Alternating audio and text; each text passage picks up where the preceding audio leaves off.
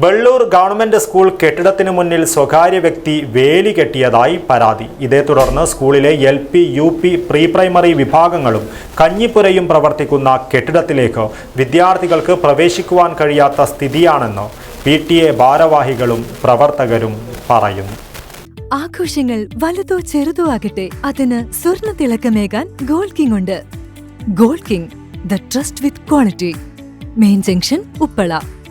School സ്ഥലവുമായി ബന്ധപ്പെട്ട കേസിൽ തങ്ങൾക്ക് അനുകൂലമായി വിധി വന്നുവെന്നും അതിന്റെ അടിസ്ഥാനത്തിൽ നികുതി അടയ്ക്കുകയും അതിന്റെ രസീത് പോലീസിനെ കാണിക്കുകയും ചെയ്തതിനു ശേഷമാണ് വേലി കെട്ടിയതെന്നാണ് പറയുന്നത്.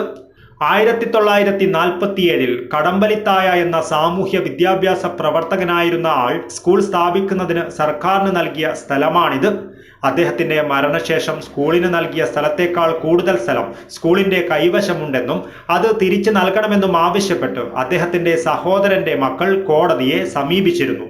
ആ കേസിൽ തീർപ്പായെന്ന് അവകാശപ്പെട്ടാണ് ഞായറാഴ്ച ഉച്ച മുതൽ അർദ്ധരാത്രി വരെ സ്ഥലം അളന്ന് വേലി കെട്ടിയതെന്ന് PTA ഭാരവാഹികൾ പറഞ്ഞു.